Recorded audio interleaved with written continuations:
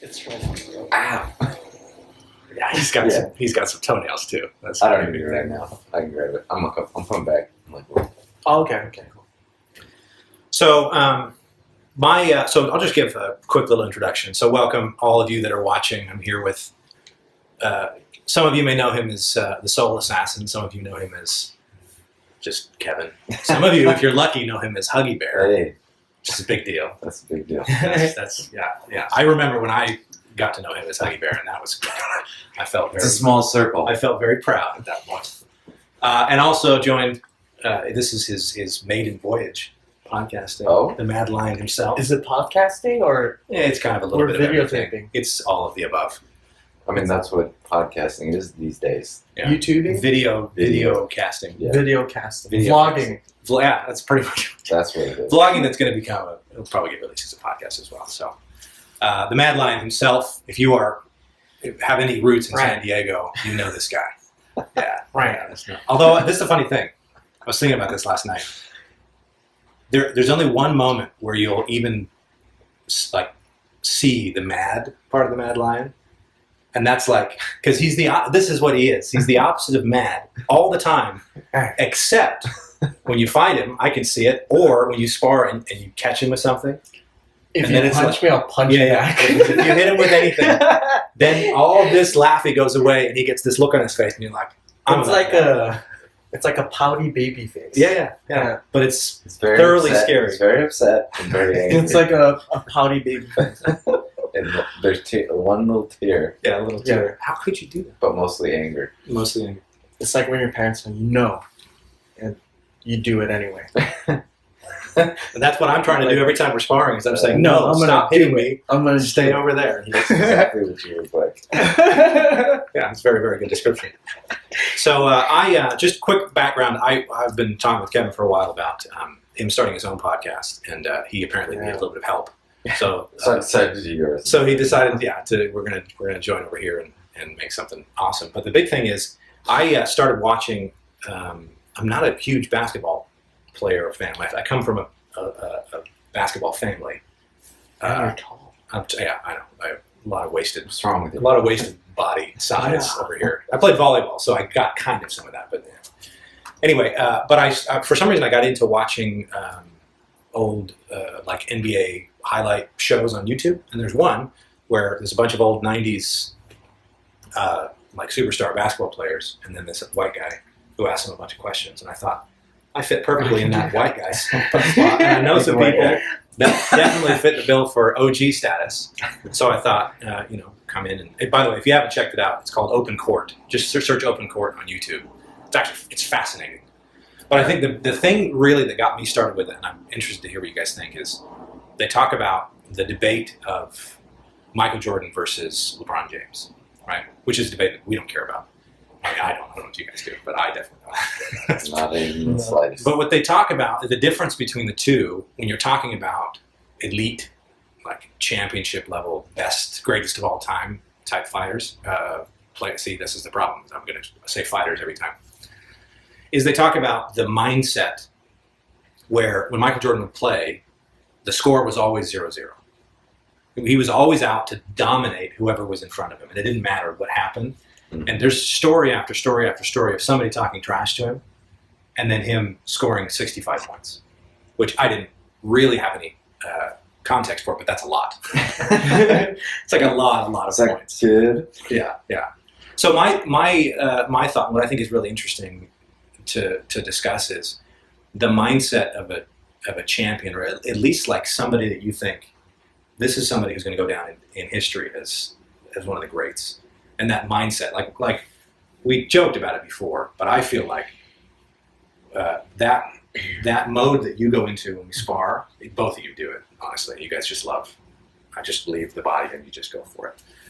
But it's this mindset of outside, once this round is over, everything sort of resets. But for right now, my job is to win. It's not about like trying to be fun and just trying to have a good time, but it's like I need to, in order to sort of sharpen my skills, I need to prove that I can dominate. That's what it looks like from my end. And that could just be because I'm getting destroyed every time. But what do you guys think as far as like that being a mindset going into a sparring round or a training session or conditioning or a fight? You know what I mean? How does that mindset sort of play into what you guys how you guys approach fighting? Well, it's different when you're in training camp compared to outside of training camp. There's like that switch that goes on, like you said. But yeah, the intensity is a little bit different. But if it's like not in training camp, I kind of try to learn a little bit more. When it's in training camp and when you got to fight, there's a little bit more pressure and trying to, I guess, win, you would say. But I don't know. What do you think, man? Yeah.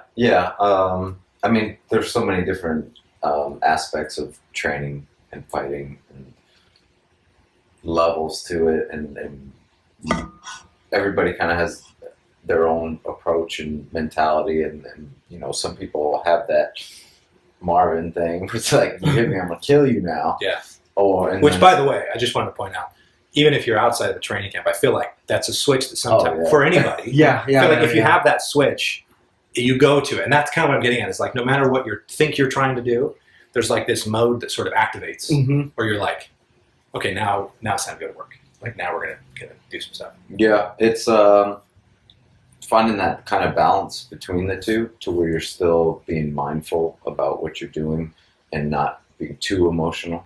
I mean, that's where a lot of people struggle. It's emotional people, you know, and then they start doing stupid stuff because they're too emotional, and then not being technical about it. But at the same time, you don't want to be on the other side either, where you're overly analyzing, overly thinking about things, and there's no activity. You know, you're thinking too much. Sure. And it's a very delicate line between the two, and we're constantly kind of jumping on either side of that. Try not to go too far one way or too far the other. Especially when it comes to fighting, you know what I mean? Like training, it just depends what you're doing. Sometimes you need to be thinking about it more than just mindlessly doing the work. Yeah. So it's a tricky thing, and it's a very interesting thing to watch. How everyone has kind of a different approach and mentality behind it, and reason for what they do. There's the emotional fighters, like Marvin and Joe Schilling and guys like that, and then there's the completely unemotional people as well. You know, everyone just has to kind of find their own way. That's why you can't just replicate anybody else's thing, because it won't work. Like if I try to do that, I fight terribly. When I'm overly emotional, it's a bad thing. I had one fight where I was emotional, and it was awful because I was pissed. Yeah. And it took me. I mean, it turned out great, but the first few rounds, I was just getting annihilated because I was overly emotional. I was pissed off, you know, and I just wasn't working correctly. Sure. Like I'm not. I don't do good on emotion. I do good with like passion, but not anger. Sure. Which is another fine balance. Do you find that like I think probably being able to find that play, whether it's pulling from emotion or pulling from technique or wherever you're pulling from, I feel like there is this mode that you kind of have to be able to activate at will. Yeah. You know what I mean? Like I feel like when I first, and I almost feel unworthy to even call myself a fighter, considering who I'm sitting with. Fought, man. But I have fought a couple of times, so we're gonna go with that. Before? But I feel like, and it's actually good because it kind of illustrates when you're starting out. My first couple of fights, it wasn't until the bell rang that I even knew my first fight. Until that first bell rang, I didn't even know what that mode was. I'd never experienced it because I was always very passive, very, you know, we could talk for hours about family life and like what how it comes to be.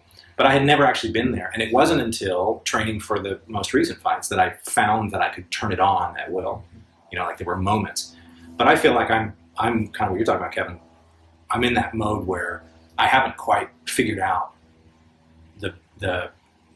how to access that without necessarily jumping in too far into emotion. I happen all the time. Too emotional. Yeah, I get caught with something and I can see the malice from the other guy, and I'm like, all right, now I'm going to take your head off. And I get 0 to like 1,000. You know what I mean? But did you guys find that it was hard to find that For spot? me, like right now, I feel like I'm starting to get used to, like, trying to feel out whether I'm going too far or not turning on at all. And then just recently working with this guy here, doing light sparring, because usually I get too emotional in fights. And then starting to drill light sparring, like having that, being able to go slow and land stuff with technique and everything, I was just started to come out in my last fight. But before that, all my fights were super emotional. That's kind of like finding that barrier and balance for me took a while. And I'm still new to the sport, but I've been fighting for like 10 years now for myself. But I feel like not until this last fight or that camp before I started to be able to find that barrier, like, or that ledge if I'm going off too far, getting too mad, or not turning on and off. So Did you find though that so, you know, obviously there's like the spectrum of how going too far when you get into that mode, but did you find that like turning that mode on at all was difficult before you started fighting? Like, for me, it was pretty easy. Like some people are different, man. Yeah. But right away, I knew I had that switch because I got hit once by her brother. I was like, "You're not gonna kill me," and it just started swinging, man. But after that, I ended up like 2 black eyes. I remember he kneed me, and I fell off the ring or got tangled in the ring, and then Kane's wife, Sabrina, she's like, "Stop, Lawrence! Don't do that to him!" And then I don't hurt the poor boy. I was like, after that whole experience of getting beat up, I was like, "I think I could do this." And I came back again, got beat up again, and then started getting a little bit better at not getting beat up. But a lot of that training for me was, or what saved me was having that little... being able to go there. Yeah, being able to go there. But I naturally just have it. But now I'm just trying to find that barrier. I'm not getting too like mad going there, sometimes. but not going yeah, too far. Yeah, because I get burnt out, dude. Oh, sure. That's so... When I was younger, I was able to maintain it, but now, like, if I start too early, by the time it's like second round, I'm like, man, I need to find that pace where I can maintain, but not. Well, because now you know how to use your energy more. Like you know how to throw something harder. Starting to like figure that barrier out. But for me, it took longer. I don't know, for other people, it might be shorter. So. What about you, Terry? What was your journey like? You've been around doing this for a long time. Dig back, dust off the cobwebs. I don't know. Like I always tell people, like those first 10 fights, you just got to get those out the way because you're just functioning on autopilot. You know, like I kind of feel like, I mean, there's no magic number, but at that point, you slowly start to be able to think a little bit more about what you're doing, why you're doing it, doing things with intent as opposed to just instinct. You know, and gradually there's more and more and more. But then you get to a difficult place where it becomes too much of that, which is where I'm at now. Only when I'm fighting people that are lower level than me or not as experienced. You know, a tough thing I've been dealing with over the last, I'd say, 5 years is, you know, 95% of my career I was fighting people that were 100 times more experienced, better, higher weight classes, all these things. So I was always fighting up, constantly fighting up. And it was a sudden shift where all of a sudden people are fighting up to me. It wasn't a gradual thing. It was just one day I'm fighting these people, and then the next day I'm fighting these people.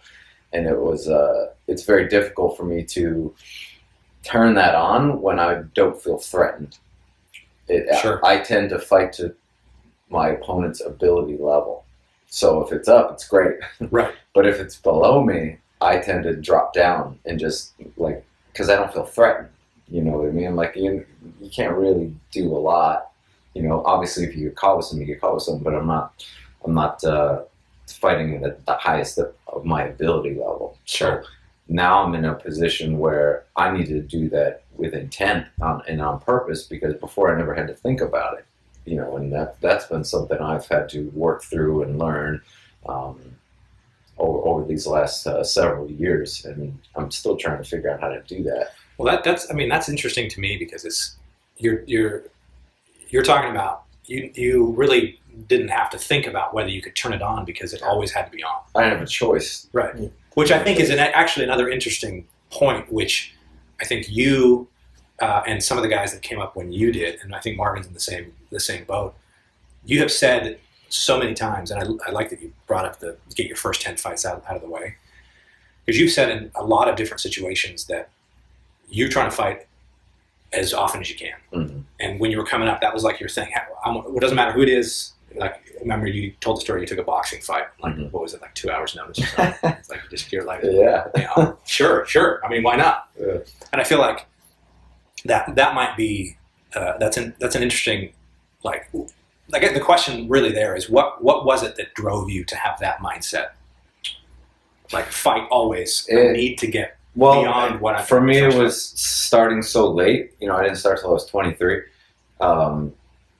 Always knowing how far behind I was, considering where most people start, where I should have started. So I'm always playing catch up. So it was that constant need to do more and more and more and more. It's never enough. There's never enough fights. You're never good enough. So I'm constantly like, my bar is so high in my eyes. You know, I'm putting more pressure on myself than anybody else ever could. So it didn't matter to me. It didn't matter really who was in front of me or anything like that, because I'm trying to make up for so much lost time.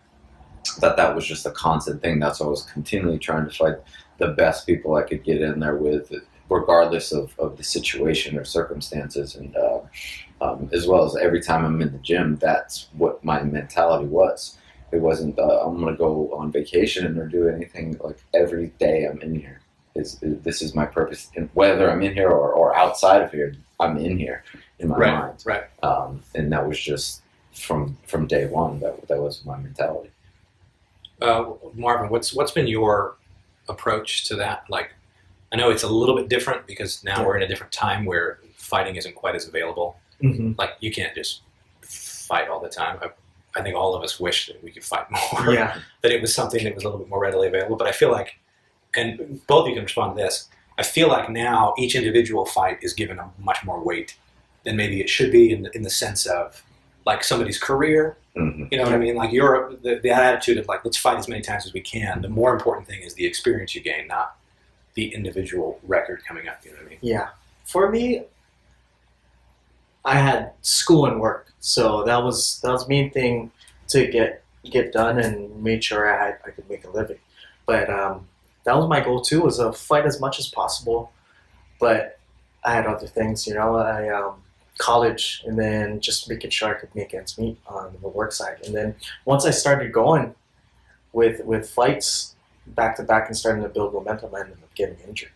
But with fights are like it's your experience, so it's gonna help you level up.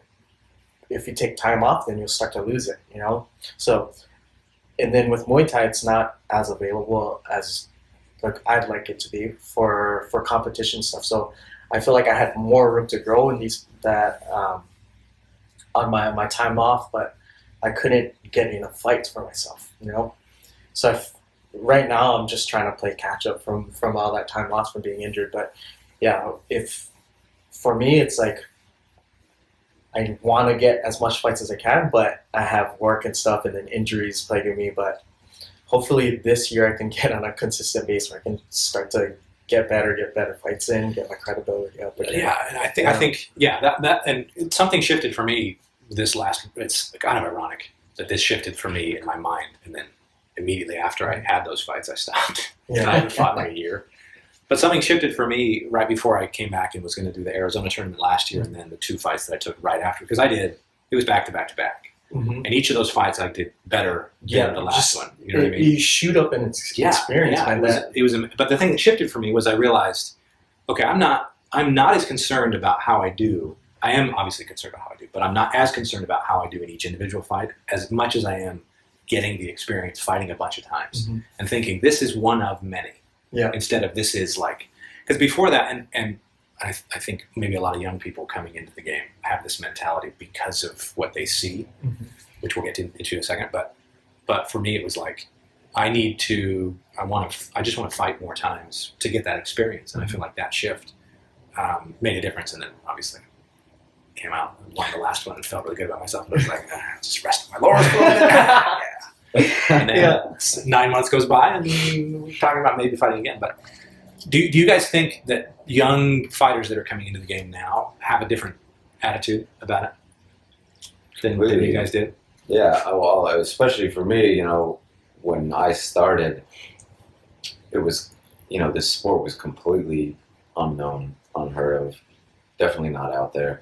I mean, I started before there was even YouTube, you know, so you didn't see anything. Like the only people that saw the fights were people that were at the fights, you know, and there was no ulterior motivation to do this. There was no exposure. There definitely was no money. There wasn't even like a place to go to where a person you could view as like, I'm going to get to where they're at one day. There was nobody other than the highest of high levels, you know. So it really was just every person involved in the sport was only doing it for the exact same reasons, for the passion and love for it. Now, with you got to take the good that comes with the bad. Like there's much more exposure. There is the smallest amount of money involved in you know, things like that. But then you got to take the kind of the bad, the negativity that comes with that. Maybe people aren't doing it for the same kind of reasons as you, and people rush to get to the spotlight, or before that you weren't in a rush. Like you were just in a rush to get better, right? Not to get to this place where you think everything's cool. You know what I mean? So it's a very different approach and outlook now. I find where before you would never do it for that reason because it wasn't available to you. You know, so everyone really was on the same page as far as mentality. For the most part, of course, those things are always there, but there was a larger majority of that mindset of people than there is today. And I think that anyone coming up or anyone starting the sport is the more you can have that mentality and approach, and to just do the work continually being testing yourself, and regardless of the outcomes, and regardless of where you think it might get you. You know, just keep your head down, do the work, and continually push yourself is what will inevitably make you as good as you can possibly be, and you never really know where that is going to be. Have you found, Marvin, having come into the game a little bit later, that it's like having that attitude is more difficult, or is it that culturally the people that are fighting as they're coming in is like they just think about it differently? Are there This is a question for both of you, actually. Do you think that there are outside influences that make people think about fighting differently? For me, it was my brother. So he was kind of brought up the same time as Kevin. So I always had that type of mentality. It's just like, get your experience in, keep fighting, keep getting better. So I was lucky enough to have my brother, right? I'm not too sure on like the other side of things, I guess. But luckily, my brother kind of raised me and put me in the right path to get better in Muay Thai. Like, my goal was definitely money. It was just to get better as a martial artist, you know, and get as much competition and experience as I could. And then I had work and stuff, you know, other stuff to get into. So I was kind of spreading myself a little thin because I was trying to get through like schoolwork and everything. But like, luckily, my brother kind of guided me along that way and just like helped me through that process. That was kind of my upbringing for like getting started, because he was there to kind of save me anytime. Like he would like tell me A, B, C, and just get it done. You know, I do it. I had him there kind of as a mentor the whole time. So I was lucky enough to have my brother like guiding me through that process. I don't know if that makes any sense. No, yeah. I mean, having an influence from that era, I think does make a huge difference. I mean, even so, when I met Kevin, I think I had fought once when we first met. And I think you said something to me that's always stuck with me. Well, a bunch of everything you said. Just one thing? With me, yeah. But one thing specifically that I always remember, anytime I go to hit the bag or do a training session, is you can never be good enough at the fundamentals. And that aspect of like bringing that to somebody who's brand new, I had no martial arts experience before this at all. I had been training. I literally had Muay Thai, like martial arts experience for like 6 months, 8 months by the time we met. And I totally agree. I think that to a certain extent, being able to have somebody that comes from that era kind of imprint that attitude on you, where it's like, it's not about flash. It's not about show. It's not about, how many times you can win. It's about getting better as a martial artist, which I think that's a powerful thing to remember. And I agree. I think that, a lot of the guys coming up maybe don't have that. But that comes to the next question, which is, and this is just, I don't know the answer. I don't know that there is a correct answer, but just to talk about it. Do you think that the reason why young fighters coming up have this different attitude towards fighting is because like the variables have changed, like the game has changed enough to where like for them to be successful, they have to approach it a different way? Or do you think that it's like, everybody should approach it, even though now, as you start to get more money in Muay Thai, as you start to realize that in order to make any, like the real money, so to speak, that's in Muay Thai, which isn't very much, you kind of have to play the game as it is, if that makes sense. Like do you, somebody that's coming up now, they may think, oh, well, it seems like there's a quicker way for me to get to where I want to go, which is to not focus on fundamentals, but rather go after, some other goals, or I just need to win as many times as I can, or whatever, and instead of having that mindset. Yeah, that tends to be the problem, is you think there's a way to do it, and that there is no way. And what happens a lot is people think, oh, if I like run my mouth a lot and like make this noise, it's gonna give me the benefit, when that tends to be counterproductive. Sure. That you have to do the way that works for you, and everything is based in those fundamentals that like do the work, push yourself as hard as you can, try to raise your level each time. Through the process of that, those things come, and it's good to be aware of the adjustments you need to make, and the things that can kind of help get you out there more and that kind of thing. But all of that is still based in the same things. That never changes, regardless of the exposure that there is nowadays, and the visibility, and with social media and all those things. Far too often people are too concerned on that and less concerned on what really gets you to the place you need to be. So it's like, yeah, people can see you have all these followers and things, but you're not actually doing the work. And one day that you're gonna have to pay the bill, Right. and you're not gonna have anything to back that up, And again, when we came up, that wasn't an option. But it's easy to say that and view it that way. But there were still people with that mind frame back then, where it was all just about how I look, and and that kind of thing on a smaller scale. Sure. But that mentality hasn't changed now than it ever was back then. There's just different ways to go about it, is all, But it's really about the people who all kind of had that same approach and mentality are the ones who actually made it, and everybody else never did anything other than people thought they were cool. Right. Until they weren't. Yeah. Like eventually you're gonna have to prove that you are who you say you are. That's what I find.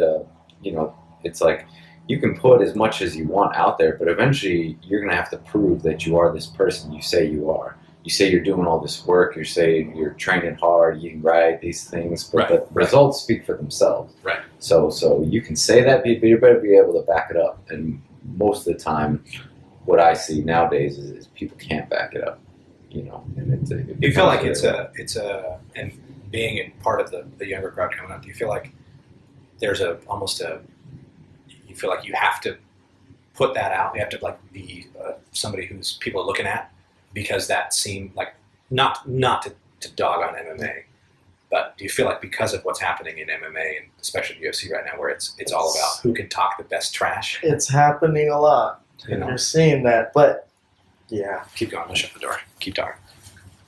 I don't know, man. I mean, do you feel like pressure to like? I don't think you feel pressure to talk trash, because you don't. But to like be in the public eye, in the sense that like we talk about like selling fights, right? So that's like a practical application of what we're talking about. Is there a line in your mind, and what is the line between like, okay, I need to like put something out there so the fans will come and it'll be a thing, versus me like, personally, man, I don't like the shit talking, and I don't know, man. It's like I personally don't like it, but some guys do it, and it works for them, you know. But again, at some point, you're gonna have to prove yourself, and that's one thing. There's always somebody better than you out there. You know, you're gonna have to back that stuff up, and then all that shit talking goes to waste. You know, you see it in a lot of fights. But for me, like my outlet is being funny. I like being funny. That helps. That seems to You are easily world champion gold medal caliber at that that. works for me, man. But yeah, man, some people like to talk. I personally don't like it. And then for some people it works, you know, they're able to back it up and that's their outlet. Yeah. Did either of you ever feel,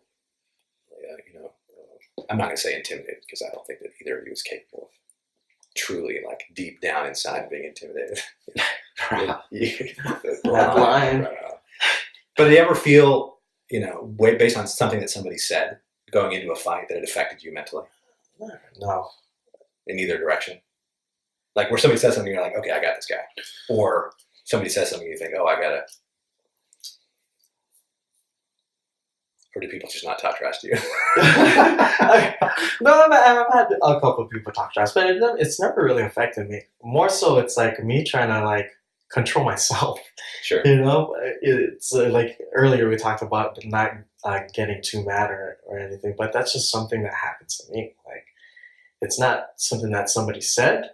It's like me internally just like getting pissed off at the fight. But yeah, it's never been affected from like somebody directly talking trash to me. Yeah. Yeah, I mean, all it does for me is motivates me more. It never has gotten in my head or anything like that. And touching back on what we were saying earlier is, I don't think there's right or wrong as far as whether you run your mouth or whether you don't. What I find to be the problem is when you pretend to be a way that you're not. This is something I talked to Joe Schoen about years and years ago.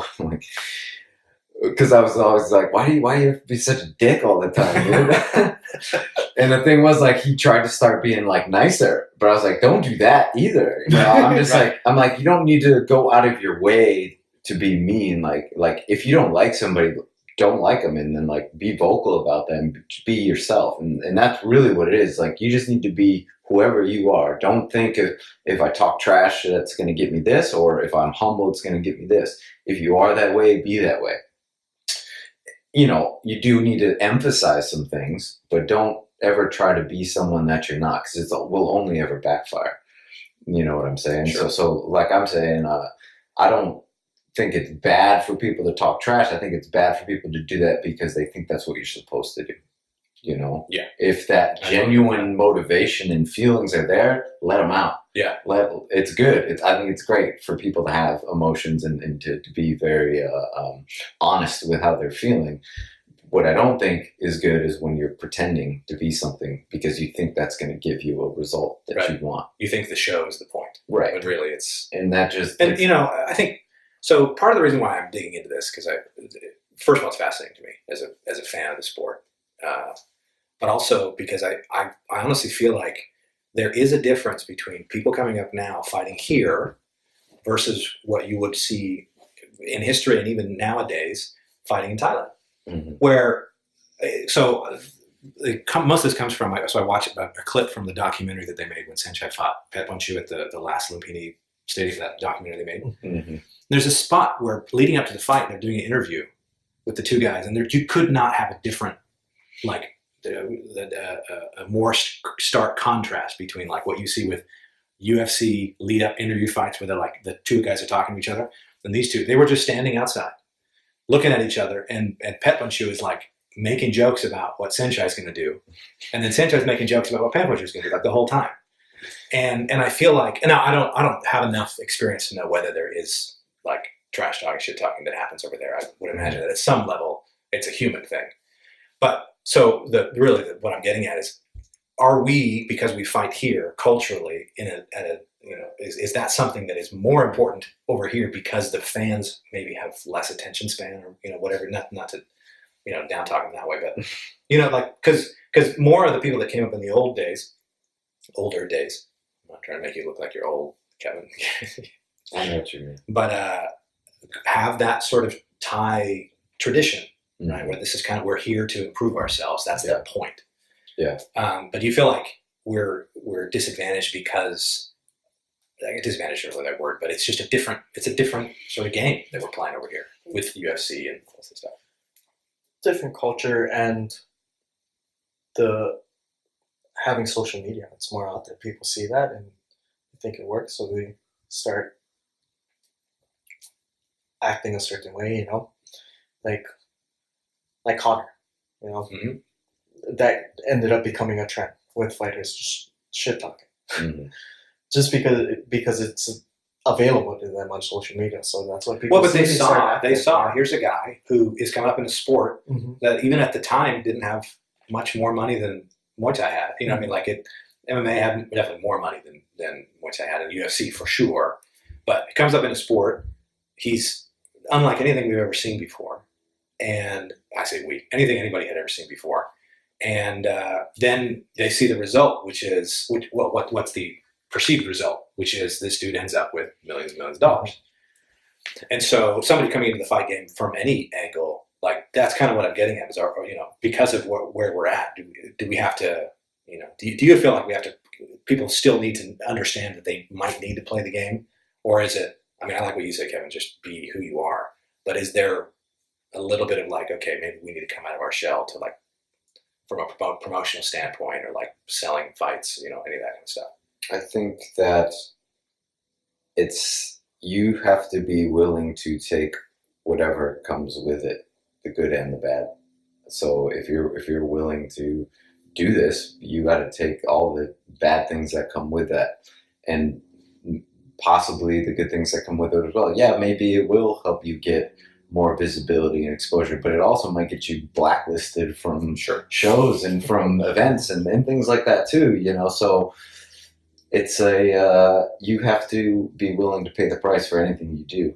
And again, there is no guarantee that this will get you the result that you want. So you better be certain this is like what you want to do and who you are and what you're willing to risk and put out there, particularly nowadays when it is so visible and we're all out there. And that doesn't ever go away. Sure. So if you're going to put something out there, it's going to be there forever. So you better own it. Sure. Well, so to shift gears completely, something that I've always been interested in, being young to the sport and having only had like I've only trained at one gym and I've trained with the same people until Jesse came. Like it's been the same people the whole time. What's something that you've like specific that you can remember that you carry with you that you've picked up from different trainers that you've worked with, or from trainers that you maybe didn't work directly with for an extended period of time, but you had a chance to like, they held pads for you or they gave you some correction or something? Like, is there anything that you can remember from a particular trainer that was like, this is something you need to work on? It's like held you and carried you through something that you remember. So mine was fundamentals, which is obviously the what I express in the way I teach and what I still do to this day. And that all came from my first gym with Master Toddy. That was every single day we started out drilling fundamentals every day, and what I still do to this day.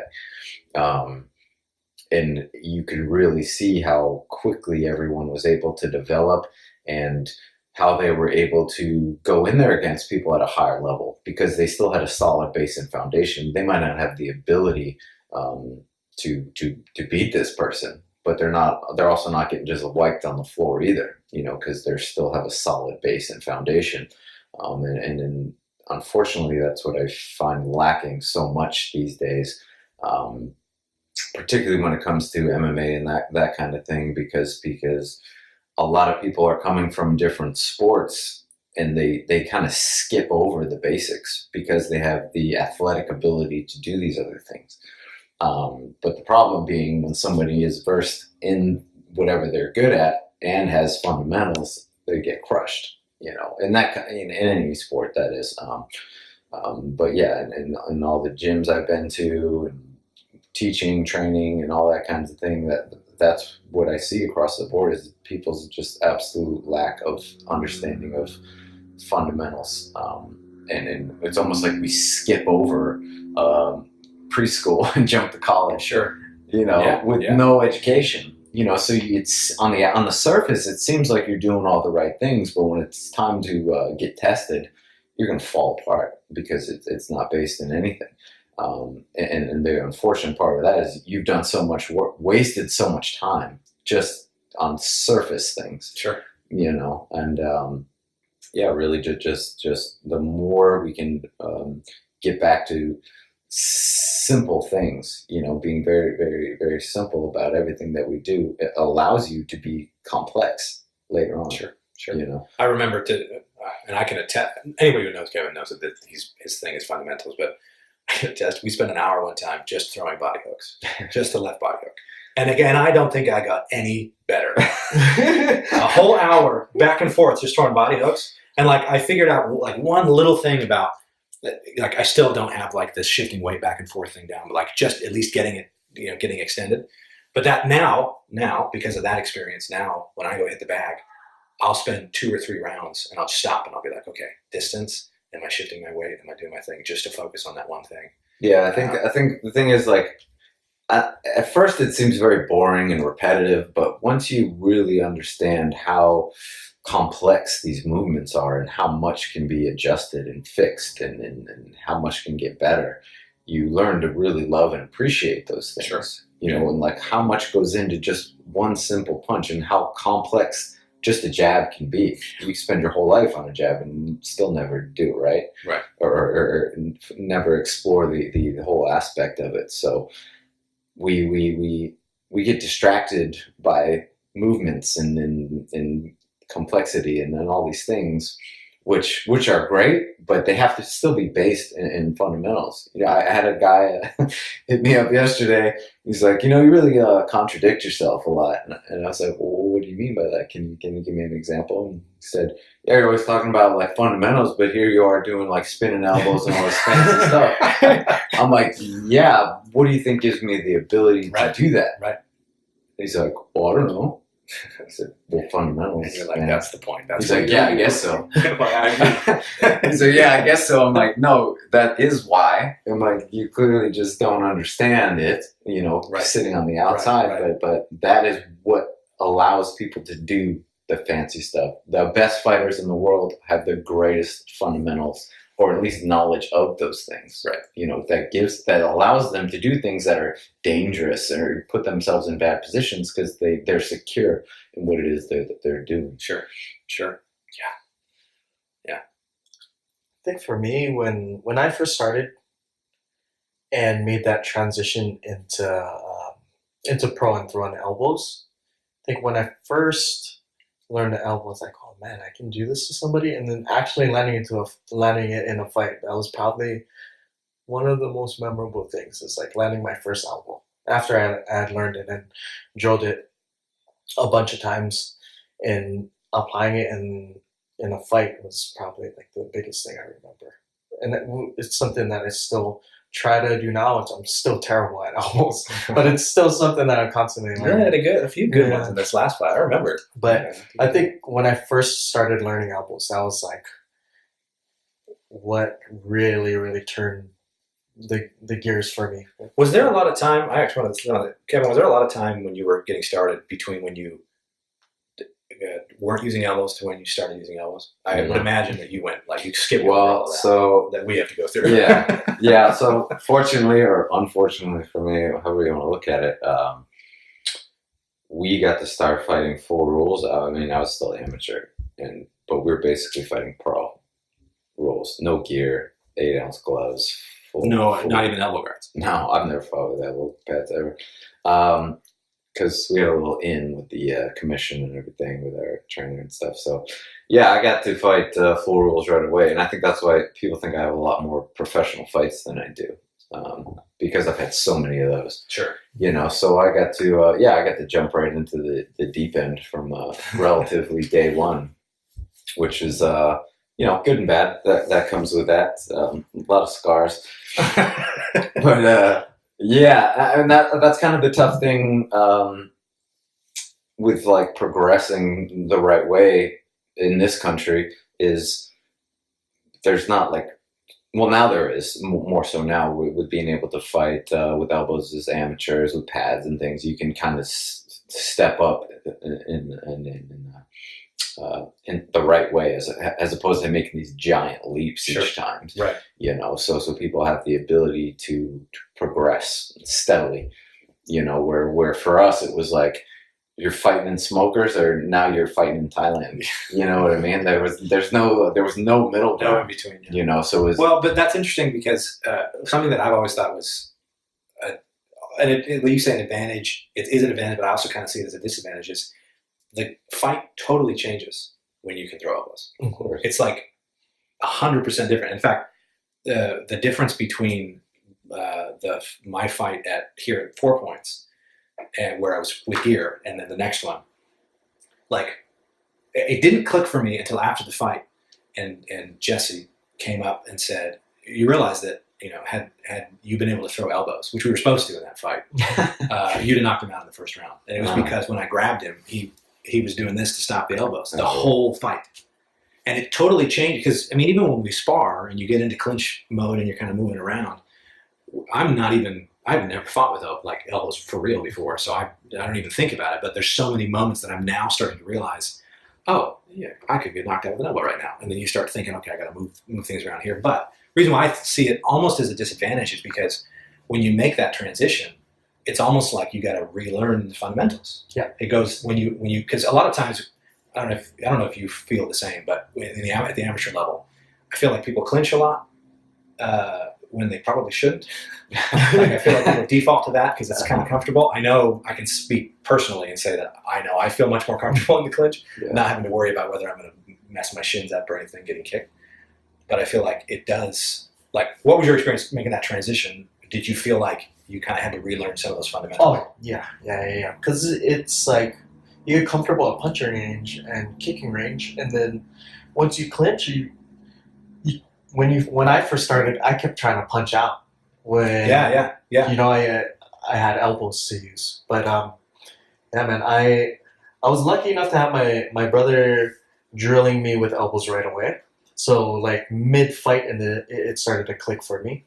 But that transition period from me, like the first 2 rounds of throwing punches, I was getting exhausted because I just didn't know my elbow range. Yeah, and I kept missing, and then so I feel like that adjustment period for me was a little bit easier just because I drilled it before. So I was able to make the adjustments in the round. But for somebody, it could be different if they've never done elbows or integrated it into their rounds hitting pads. I remember the first time that you guys are going to laugh at this, but I remember the first time that we started training elbows because we were doing the Arizona tournament 2 years ago. Mm-hmm. Me and Roma and who else went with us?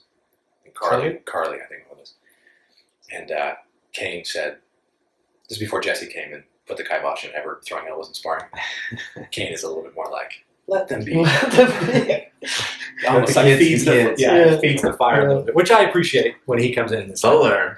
Yeah, like, go, what are you going to do? Yeah. Anyway, I don't remember, Roma and I, none of us had ever thrown an elbow in sparring, anything other than just on pads before it.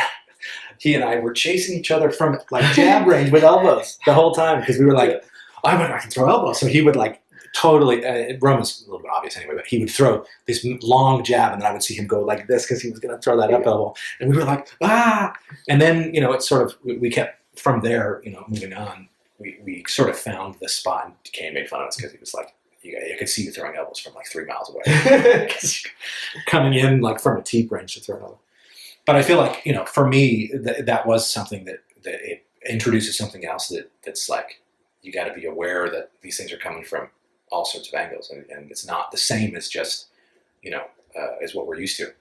Which leads me to, Kevin, you've kind of made the transition, at least of late, you kind of made the transition out of Muay Thai into kickboxing without elbows. Mm-hmm. What have you found? I mean, that's not really introducing anything except that it sort of changes the game a little bit. Yeah. Have you found that it's been difficult to fight, not difficult, but it adds another layer of complexity to fight not having that, meaning taking advantage of things that you wouldn't be able to take advantage of in a Muay Thai fight, but in a kickboxing, like coming from that, knowing. Yeah, I mean, I was fortunate to have fought so many different styles of fighting coming up: boxing, kickboxing, MMA, Sanshao. You know, so I've had to make those adjustments in those fights, and you know, it's one of those things where you're having to think about what you can't do. You know, where in Muay Thai you have so much freedom to just fight the way you train and do what you've always done. Yeah. When you have to start thinking about what you're not allowed to do, it slows you down. You know, anytime you're thinking in there, it's slowing you down. So those first, 2-3 fights, I felt so off. You know, I mean, they went well and everything, but I could really notice that I was thinking a lot. I was like, oh, that's there. I can't do that. Can't do this. Because we weren't allowed to do sweeps either. You know, like we can catch, but we have to catch and counter. So that was, which is such a huge part of my game. You know, sweeping. And not being able to do that, like I'm like, well, what am I supposed to do now? Right. You know, like grabbing a kick, I'm like, I don't know what to do with my hands. Sure. So yeah, it's a very difficult thing to take pieces away. You know, you might think it's easier because there's less to worry about, but it's more difficult because you're limited. Do you find that this is a very interesting thing? I think for anybody that's listening, this is an important thing that I've harped on in a lot of different areas of life. But do you find that obviously you trained the whole camp leading up to those fights, like with the mindset, okay, remember, no elbows, like you're trying to train it. But do you find that, just like we talked about before, the switch of going into that aggressive mode of like, gotta kill now, you find that when the bell rings, it's harder, like even if you've trained something in a particular camp, you still revert back to whatever you're like the things that you've really trained yourself to do, like in that sense. Like if you're spending a whole training camp with knowing what the rules are going to be, and then you go in and you're still like thinking about it. I didn't, because I'm an overly emotional person, so I can kind of keep my wits about me. Sure. You know, it was more of a thing where I see where the openings are, but I know that I'm not allowed to do it. You know, like I've never accidentally done that. You know, maybe once in training or something like that, where like maybe I got dinged. Sure. And then I was like, oh geez, I wasn't supposed to do that. But yeah, I think a lot of that just comes from the training and everything, and knowing that that's not an option for you. You know, you can't do that. What was difficult though was trying to maintain all of my skills throughout all of that. Even though I'm not allowed to use them, it's not like I'm just going to stop one day and just be terrible at it. Because one, I want to fight Muay Thai again, and two, regardless of fighting, just as a martial artist, you know, I don't want to just lose these abilities. Right. So it's not like I stopped training those things. You know, it was just in the midst of actual training specifically for these fights. You know, I kept that in mind. And, but yeah, I mean, I've been doing this so long that it's not something I really have to think too much about. Like, all right, what are the rules? All right, let's go. Let's do it. Do you think that's because I want to hear what you have to say, Mark, too, but do you think that's because, like, at least to a certain extent, it's because you've had such a focus on fundamentals? Yes. So the thing you default to is just regular fundamentals. Yeah. And I mean, that really, it also just really helps you kind of slow down in your mind a little bit, even at a very high pace. And have an understanding of what you're doing as opposed to just winging stuff out there. A big thing for me too is I've never sparred with the elbows ever. I don't think there's a benefit to it. You know, one, I think elbow pads cause a hindrance to you because of how you have to hold your arms differently and that kind of thing. People get carried away with them and they still injure each other, cut each other. So for me, it's always just, you know, I'll use them, but I'll more just show them, like when I feel like they're there, and I'll be thinking about them, but it's not, I don't have to hit you to know that I could hit you. Sure. But yeah, that's absolutely true. Yeah, at all times. Yeah, so I don't like when people use them. Sure. You know, I think it's kind of counterproductive. It's really one of those things that you kind of have to learn on the job. And that's where you get to practice them. Sure. Yeah, you get to practice them on the bag and pads and all that kind of thing. But, you know, I don't think there's a whole lot of benefit. I think there's more bad than good that comes with sparring with them. But that's just me. I'm not going to tell people that they're you shouldn't do them. Yeah.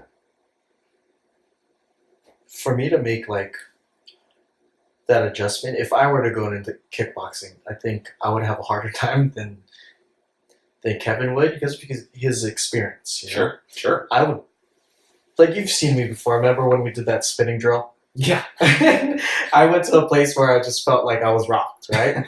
So I need to explain this. So this is one of my favorite experiences of all time. Mostly because I knew exactly what was happening. So we're in sparring, and Jesse had us. He was like, okay, at the end of sparring, we're going to do this drill. We're going to do drunken sparring, which is just like knockout sparring. So the idea is one person spins around, so they like simulate getting rocked really hard, and then you come out, and then you're supposed to spar the rest of the round. Well, Marvin had to go first, and he started spinning, and in my mind, I had this epiphany. I realized, okay, Marvin's probably had this happen. Yeah. He knows and has trained kill coming out of this. Like, just swing for the fences. And I was like, I'm about to die.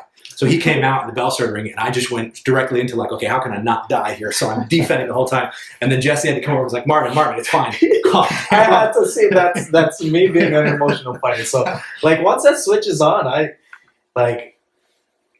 just have to get better at just controlling myself, But like as far as making that transition, like if I were to go into kickboxing, I think I would have definitely a harder time at like thinking about not using tools, just because I don't have that experience fully yet.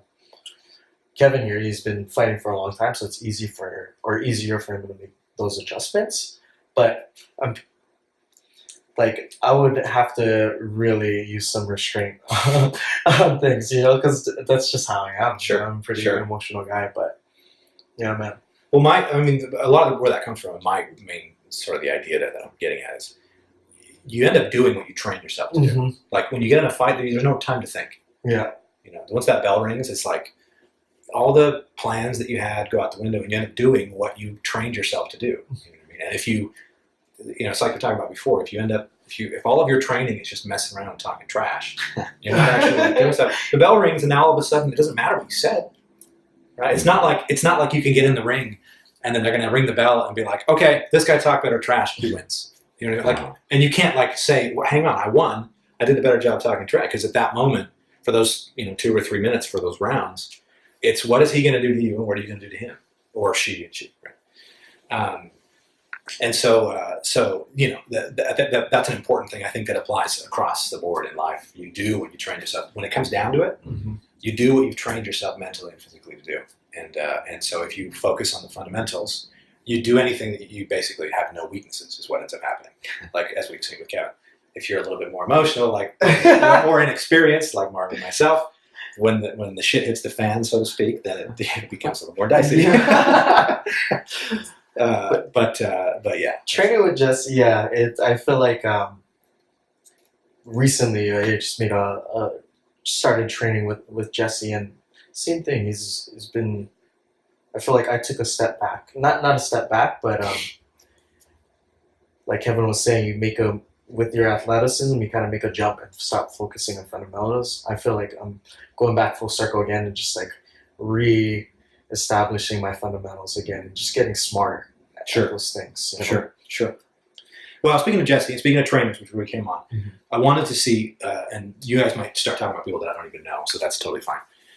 Is there a trainer that you know of that you either never had the chance to really work with or didn't get the chance to work with as much as you would have liked to? Is there somebody that's maybe either alive today or not alive today? Or Kevin Ross.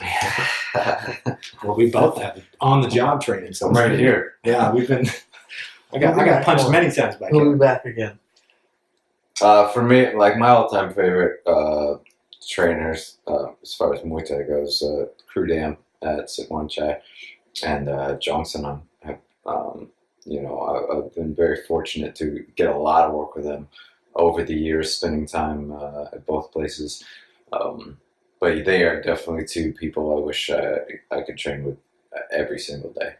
I don't think I've ever made the leaps that I've been able to with either one of them. I've worked with so many amazing trainers over the years. You could take any of them, and I would love to get more than I was able to get with them.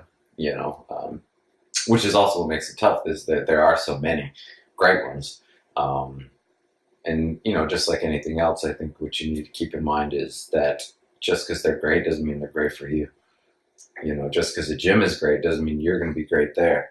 Doesn't mean they'll bring out what's best for you. And that I tend to find that's a problem. People want to like jump ship so quickly just because other people have been successful somewhere else. That doesn't mean you will be. Right. You know, you got to find what works for you. Like the worst gyms in the world can bring out the best fighters in the world just because of their dynamic and how they all operate, and, you know, where we all are learning and growing together. And, you know, it's such a complex thing that there isn't just like one way to do it. And there's not just a good on surface person might not be good for you at all. It might be the opposite, Sure. You know, and that's what I think is important to continually be exploring and looking for, and, you know, I'll always be learning for those very reasons. Yeah.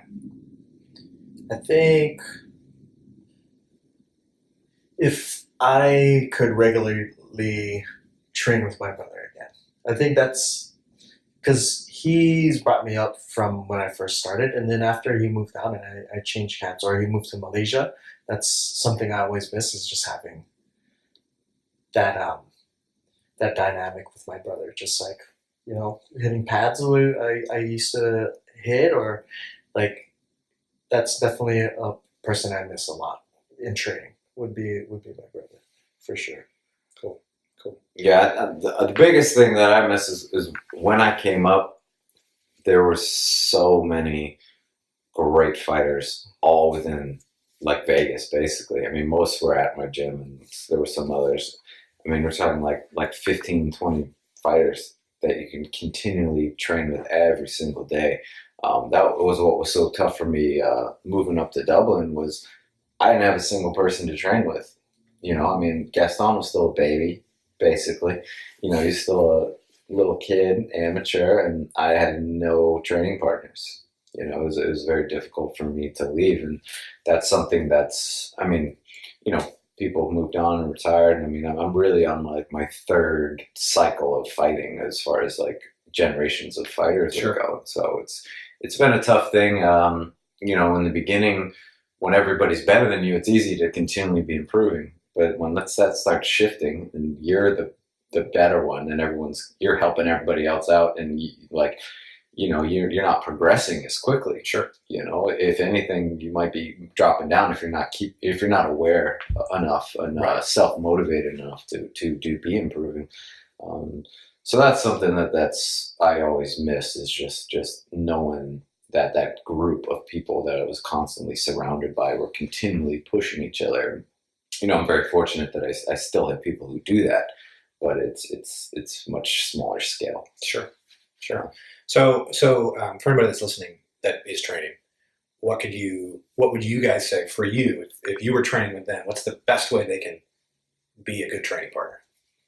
Learn how to train with everybody.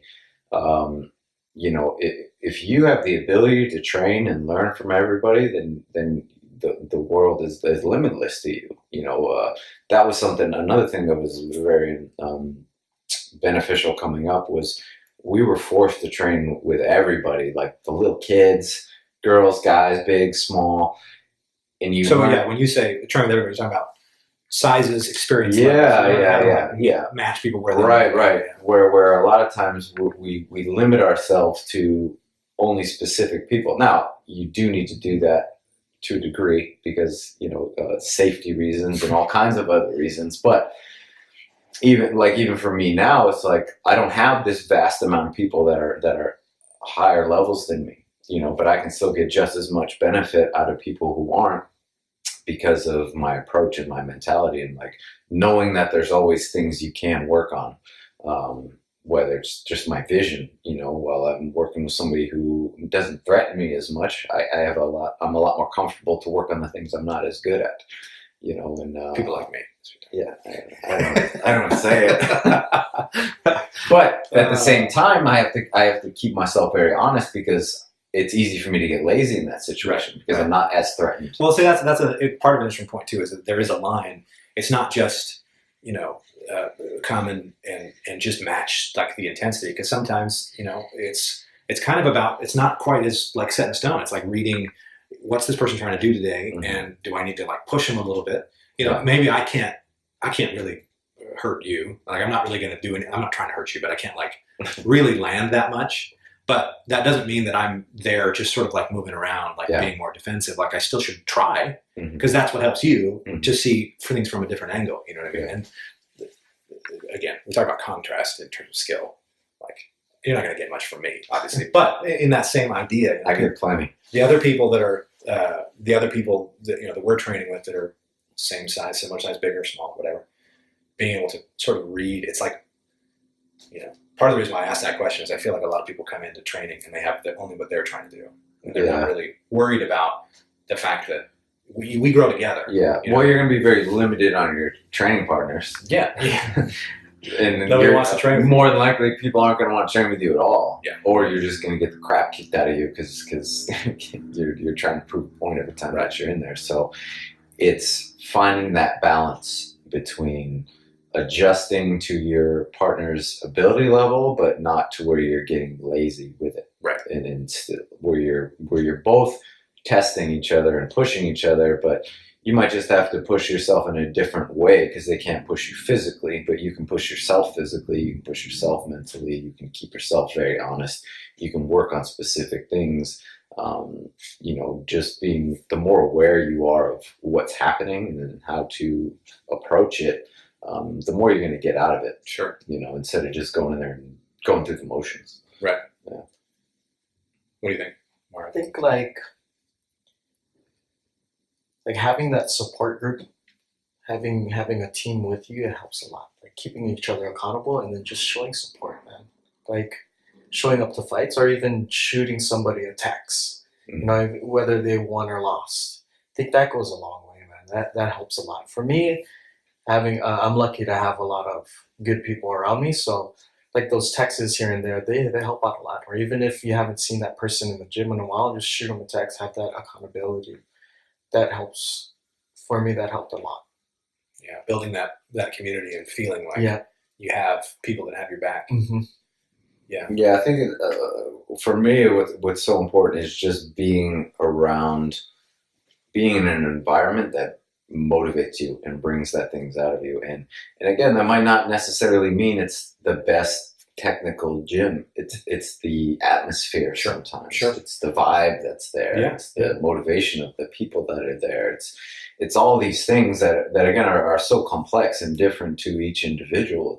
It's just what works best for you, and that might not be the best gym that there is. It might be a hole in the wall, somebody's garage. Totally. But you get more out of that than you would somewhere else. Right. And just being aware of that and that fact and understanding where you get the most benefit and who brings out the most benefit to you. And there's so many different areas of that, physically, mentally, spiritually, all these things that kind of play into what will make you the best person and fighter that you can be, and that's very different for every individual. So to build off of that, what do you guys, what is your, I laugh because this is a somewhat divisive question, but I think that we're all sort of on the same page, but I feel like there are nuances to it, which is, what do you feel about hard sparring? Like what is hard sparring? And Kevin, you come from a different world. So hard sparring to you, even for what we've experienced, I imagine is it's like a different level than anything that we've experienced before. I mean, I hear some of the stories from just what Kane and Artem used to do to each other not that long ago, but I would imagine. It used to be pretty bad. I mean, talking like daily, every day fighting basically with each other. But at the same time, I can't say it was necessarily bad because it's also what helped me get to where I got to. That's kind of what I mean by there's nuance to it. Like it's not like never hard spar, but it's also not hard spar. Right. It's just like everything else, being intelligent and aware of the pros and the cons of what you're dealing with and why you're doing what you're doing, and that just mindlessly going through the motions is pointless and counterproductive.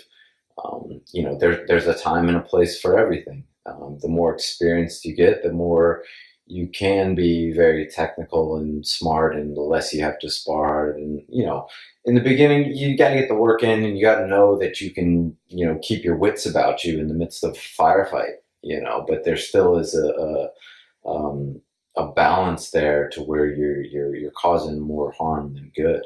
Right. And more often than not, that tends to be the case. More often than not, people are doing way too much, going way too hard, way too often. And it's a hard thing.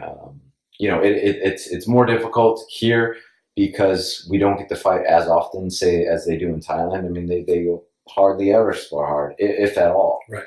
The first camp I ever went to, I think we sparred. I was there for 3 months. I think we sparred 3 times, and it was only boxing. We only ever did technique, ever. And that was something that it was difficult for me, because that was always a way I gauged what kind of shape I was in and how sharp I was. Right. I was like, I don't know how I feel going into this fight. But what I found amazing was I wasn't hesitant to throw anything, because I wasn't, when we spar all the time, there's certain things we know that we do well, and there's certain things that we don't do well, but we also don't take into account. We're training these people every single day. They know what we're good at. Right. They know to avoid certain things. Right. But the person you're fighting has never seen you ever. So you've completely limited so many things that you probably do really well just because they weren't working on the person that you were with. What can be helpful here, because we don't have that going on, is trying to mix up your training partners from time to time. Like, go visit another gym. That's why it's really good to get that cross training in.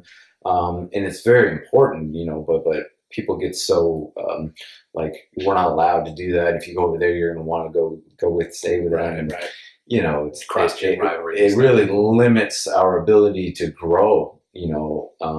We're all trying to just be better, and we stick ourselves in this hole because we can't get along, or jealousy, or any other reasons. Right. Yeah. Where there's so many fighters out there. If we could all just help each other out, even if it's beating each other up, we could get a lot more out of it. But yeah, that's something. I mean, these days, I would say I never spar hard, which I used to do on a daily basis. Even my hard now is very controlled. Yeah. It's never like fighting. And I'm very aware of what we're doing, who I'm in there with, and kind of where that level is, how hard I can go with this person, right. and vice versa. I know that they're, I don't do that with people that I don't trust and know. That's why I don't just spar with anybody because of that reason. Right. Or if I am going with somebody that I'm not comfortable with, I'm going to be very mindful about what it is I'm doing, how hard I'm going, and that kind of thing. Sure. Yeah, I think initially when you start off, when I first started, I did a lot of hard sparring.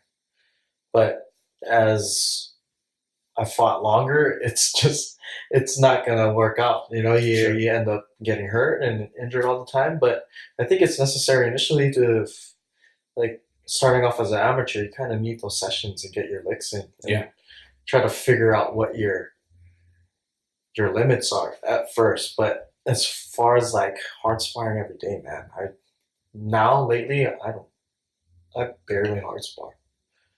Not as much as I used to. Yeah. And then I think it's just everybody's getting smarter on how they train and stuff. So and then a lot of head trauma's happening with a lot of people too. So you kind of got to pick and choose.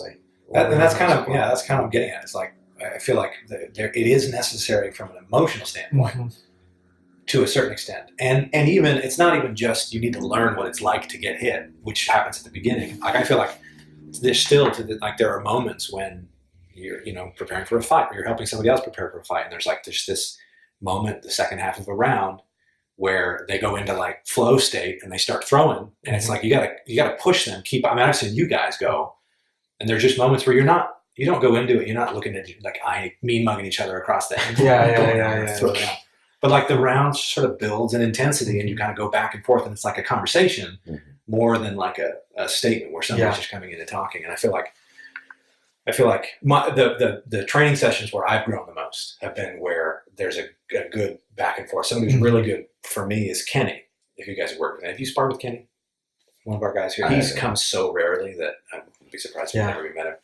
But he's one where he matches the intensity, so well. You know what I mean? And he's a very good you grow coming out of those sessions, like 1 3-minute sparring round. You grow so much because you see, okay, he's changed. He's seeing things that I'm doing, and he's changing it up and coming back.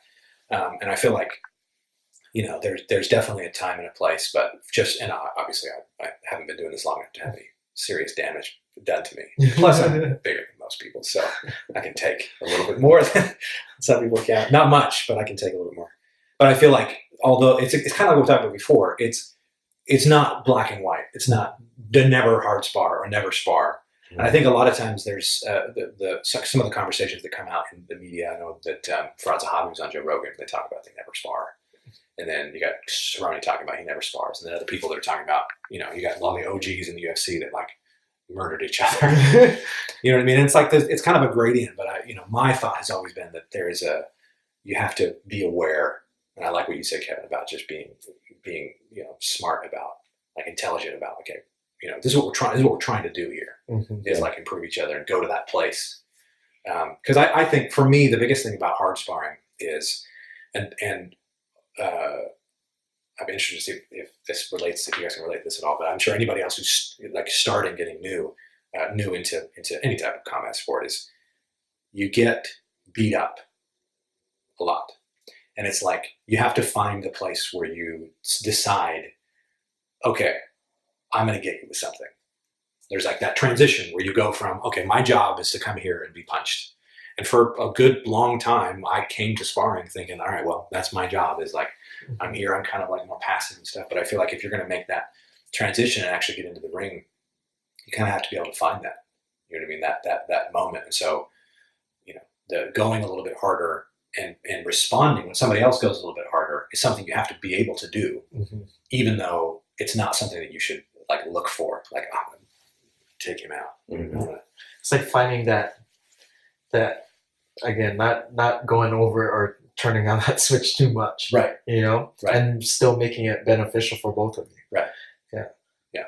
So, so couple of more questions that I have, and then I'm, we can see where it goes. But the first one is, the other thing that I thought was interesting in that documentary they did with Senchai and Pet Wanshu was they talked about how one of the points they were making is that Muay Thai, even in Thailand, was shifting from a technical game to more of an athletic game where people were clinching more. And it was an interesting thing because that fight was like the perfect example of Senchai, who's like widely considered one of the best technicians. Kevin can speak to that from personal experience. And Pet Wanshu is a clincher and just dominant in the clinch.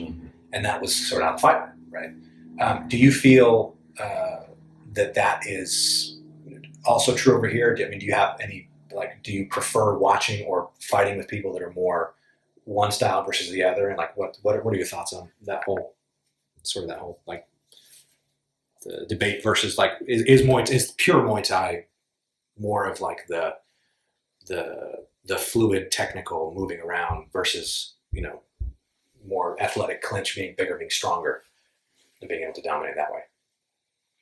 I don't think I think that we try to put Muay Thai into a box, particularly here, where we think Muay Thai is one way. We all think like Muay Thai is like Sagat from Street Fighter. And it's like, we don't, like most people don't understand how complex it is even in Thailand, how many different styles there are. Right. Punchers, kickers, movers, clinchers. We're so quick to jump on that. Well, that's not Muay Thai if you do it like that. Right. If you fight kind of like stylish or kickboxing. So I'm like, there's Thais that fight that way too. Like, why do you think that? Because you're ignorant to the broad span of styles that there are in the sport. And people tend to limit themselves because they think there's like this way of fighting, when there's not. There's just however you take the rule set and apply it out there.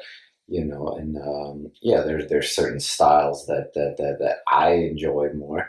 I enjoy people just going there and beat the hell out of each other. And that's Right. just what I love to watch, and kind of what probably why I fight the way that I do, because that's what I find entertaining and enjoy. But I take a lot from watching those very slick, skilled people, as well as just the ones that just grind you out and the clinchers and that thing. And I have an appreciation for every ability level and style.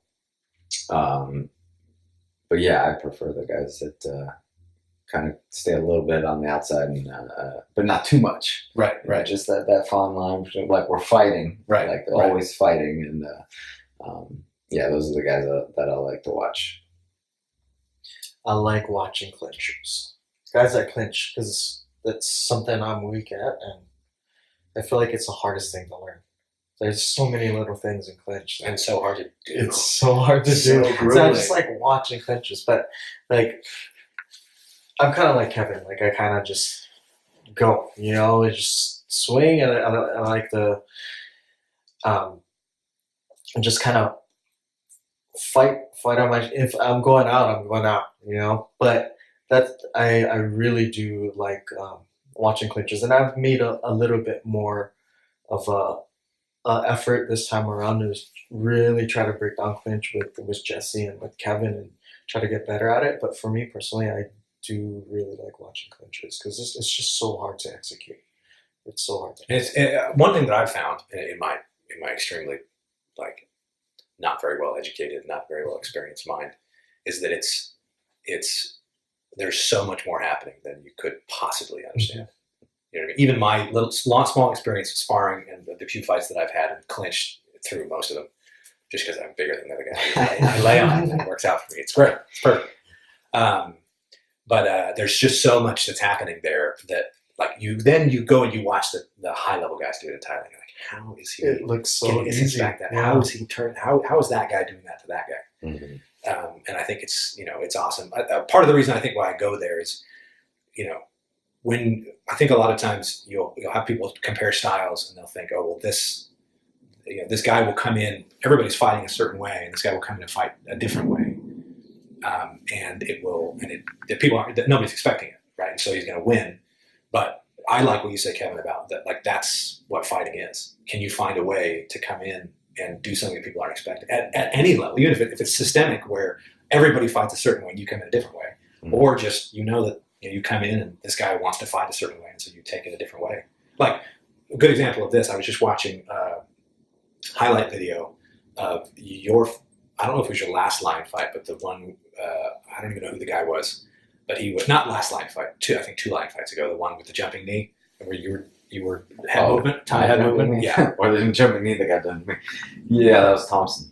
Yes, Thompson. That's right. First of all, that knee in slow motion is just a thing of beauty. I think maybe on the recording I'll have to superimpose that because it's amazing. You like it. But the thing about that fight, and I hadn't even noticed this before because I'm always thinking, highlight reel, the jumping knee, but.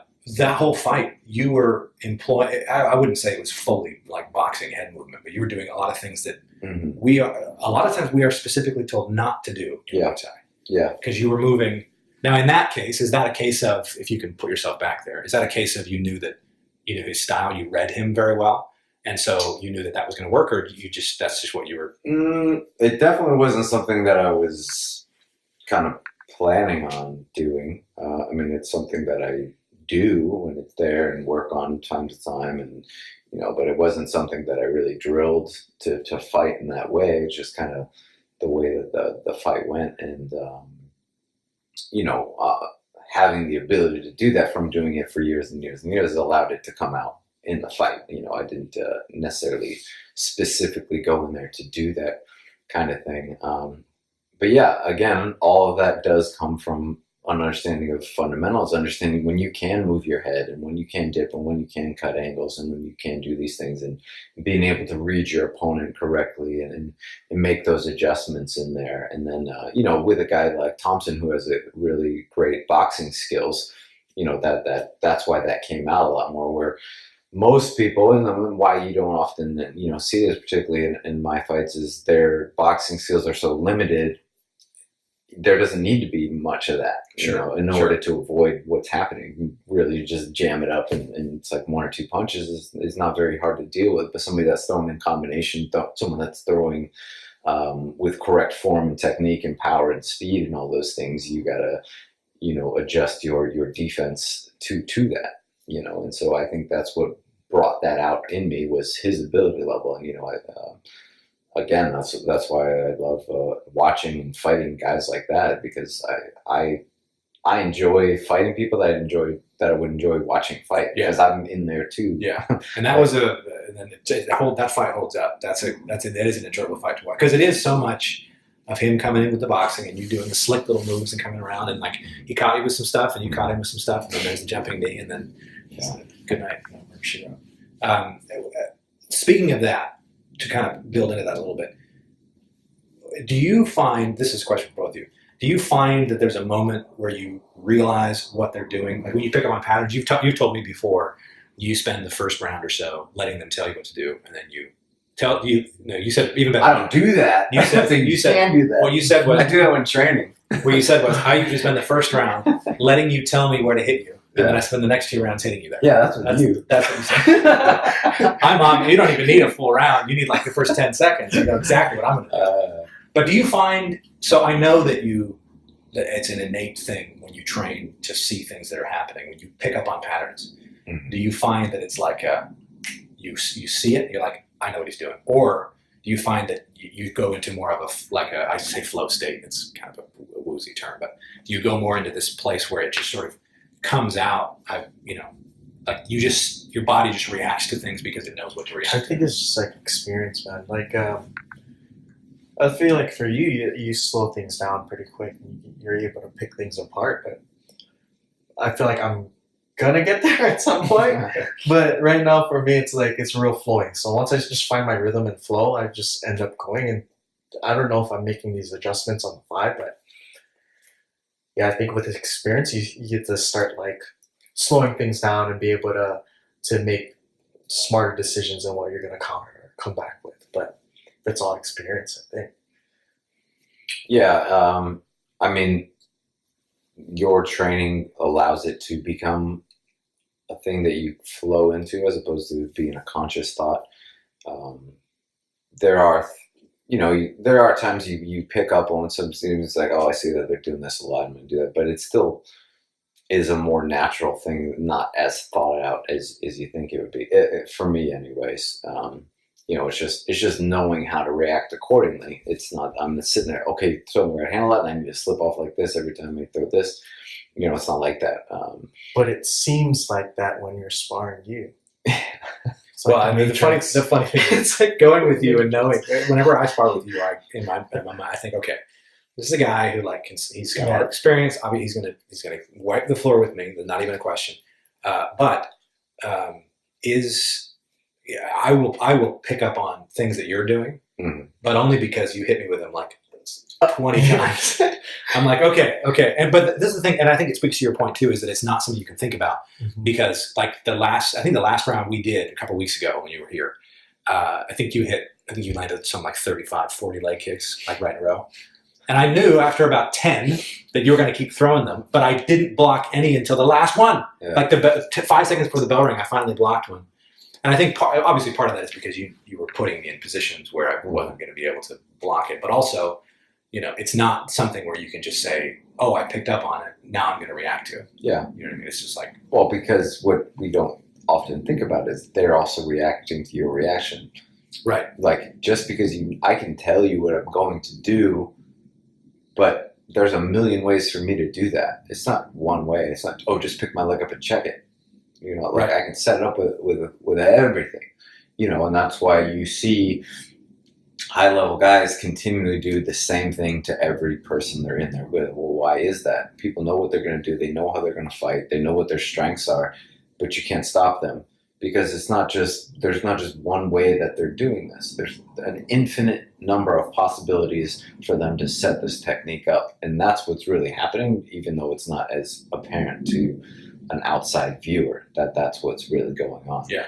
And once you really dissect it and look at it closely, you can go back and watch the adjustments that they make from one fight to another fight to a different stylistic person. Like, how is this person able to land the same technique on every single person they're in there with, regardless of what's happening in the fight? Right. And that's really when you can learn a lot from that. And again, where the complexity of fundamentals comes into play is you can do the same thing to everybody. You are making these microscopic adjustments, and having the ability to do that is what will allow you to progress and to add more pieces in there. So you can really stick to one thing and spend your whole life on it, and never get bored, because it's infinite how much you can learn and do with just one thing. And there's an infinite number of things that we can do. So it's like you really just have to kind of pick a small group of things. That's going to be your thing, because there's just so much. It's impossible to learn everything and to do everything, and definitely not to be good at everything. Right. You find your base, your fundamentals, of course, and then like your base of how you apply those fundamentals, and you got to stick in this group. Right. Once in a while we're playing around out here and kind of trying to continually put in pieces, but we're always mainly. As John McParr would say, okay, now we're throwing spinny shit. Right. But only, and he said specifically, only when he knows, like when it's clear to everybody that he's winning. Yeah, or it's just being aware of the situation you're in. Be like, okay, now I can get away with this. Now I can kind of relax in this area, and I can play around in this area over here, and that's why technical sparring gives you the ability to play around with new things. If you're sparring hard, you're only working on what you're good at, and you're falling back on what you know. You're never going to progress. You're just going to stay where you're at and be very solid in that, but you're not going to get any better, and you're not going to develop as a fighter. And that's where the progression comes into play, is when we're practicing, when we're playing around, when we're trying new things, doing stupid stuff that we'd never ever do in a fight. Like, how do you get the ability to do that? You got to play around with it, and practice it. Sure. All right. Well, last question I have for both of you, and this shouldn't be that hard. I'll try. This was the easy one. I did all the hard questions at the beginning, and now we'll do the easy ones. Set me up for failure. It's 2 parts. And it might be the same. In your opinion, greatest Muay Thai fighter of all time, and also, if it's different, your favorite Muay Thai fighter of all time. Go ahead. Obvious one, Robin Deckers. Just because I want to fight like that. It's just awesome. Unstoppable, unbreakable. That guy just goes forward and kills people. He's probably my favorites for sure. Okay. You think he's the greatest of all time? Cool. Greatest of all time.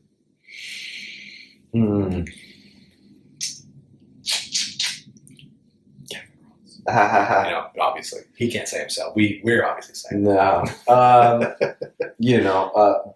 There's a few, Sanchai being one of them for sure. And obviously the fact that he's still fighting helps you to think that he is. But I don't think there's been anybody that has competed at his level for the length of time that he has and been as successful as he has. So I think that's what separates him from other guys that are right up there with him, is just the length of time he's been doing this and still doing this at that very high level, even though nowadays it's mostly just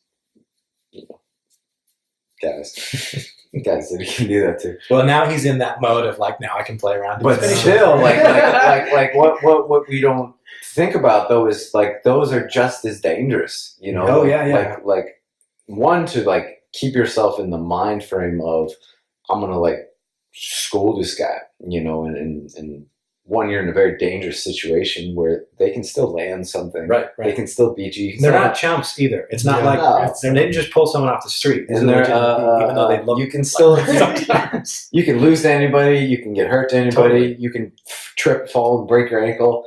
And yet he just keeps going and keeps going. It's really a remarkable thing, and I think that's just. I don't think there's been everyone in England that's ever done that. And if you want to like argue like levels of people and who fought the highest level in the most consistent amount of time, then things might start to change at that.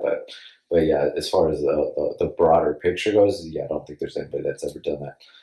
As far as who's my favorite fighter to watch ever, well, Wong Chun-Ho is my favorite fighter ever.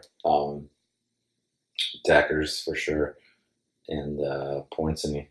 Those are probably my top three that are my favorite fighters of all time.